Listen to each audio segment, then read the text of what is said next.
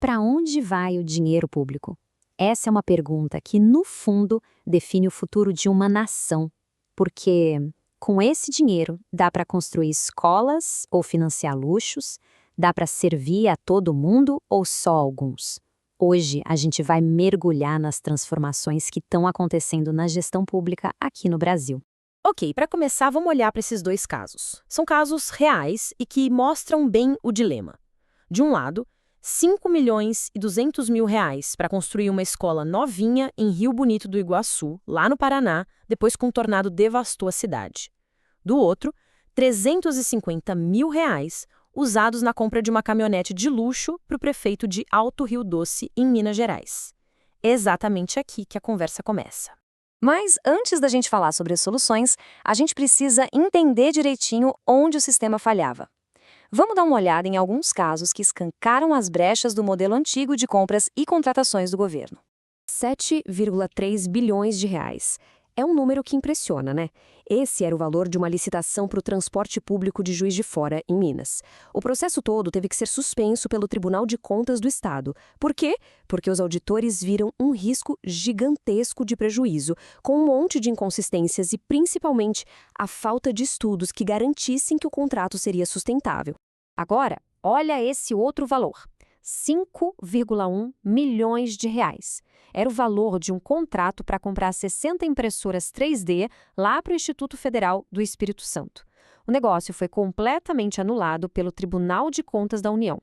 A investigação mostrou uma fraude escancarada, com direito a documentos falsos e até uma empresa de fachada para fingir que tinha capacidade de entregar o produto. E o ponto-chave aqui é o seguinte: esses bilhões e milhões que se perdem em processos cheios de falhas não são só números numa planilha. Isso se transforma em serviços que não chegam para a população, em obras que ficam paradas e, o que talvez seja o pior, vai destruindo a confiança das pessoas na gestão do dinheiro que é de todo mundo. O que a gente vê aqui, na verdade, é um resumo dos padrões que se repetem. Licitação direcionada e empresa de fachada, como no caso das impressoras. Falta de estudo financeiro, como lá no transporte de Juiz de Fora, e, claro, a compra de itens de luxo, como a caminhonete. São os mesmos problemas, de novo e de novo. Bom, com um cenário desses, alguma coisa precisava ser feita, né? E a resposta veio na forma de uma nova lei pensada justamente para atacar a raiz desses problemas todos. E essa aqui é a peça-chave da mudança toda, a nova lei de licitações. O objetivo dela é bem claro: criar um processo mais rígido, mais transparente e muito mais eficiente para todo mundo, do governo federal até a menor das prefeituras.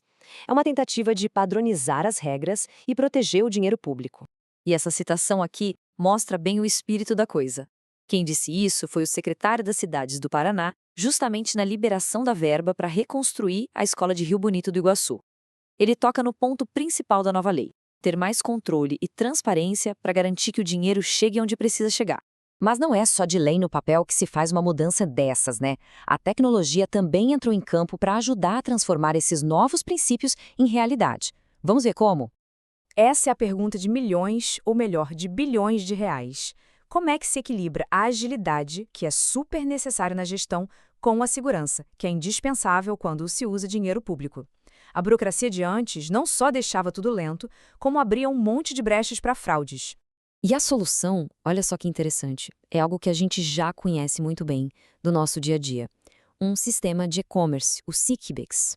A ideia é basicamente trazer a simplicidade e a velocidade das compras online para o universo das compras do governo. O esquema é bem direto. O órgão público diz o que precisa, escolhe de um catálogo de fornecedores que já foram aprovados, compra com alguns cliques e, o mais importante, tudo fica registrado no Portal Nacional, aberto para qualquer pessoa consultar.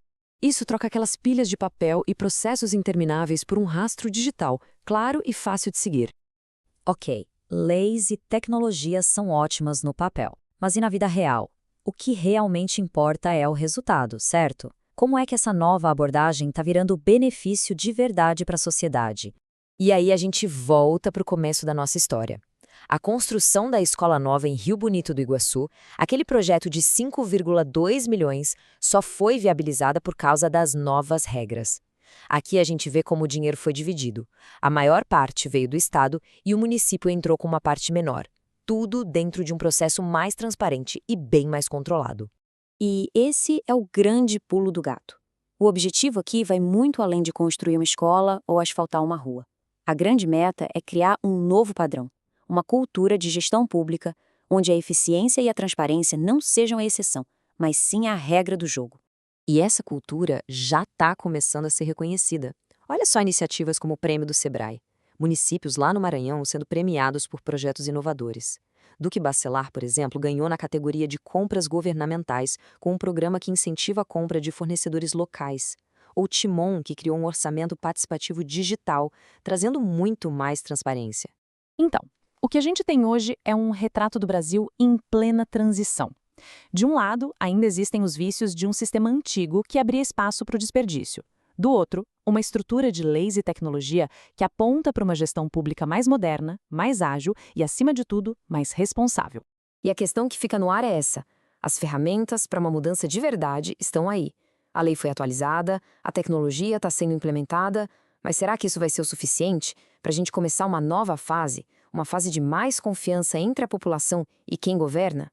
A resposta para isso vai ser construída nos próximos anos, uma licitação de cada vez.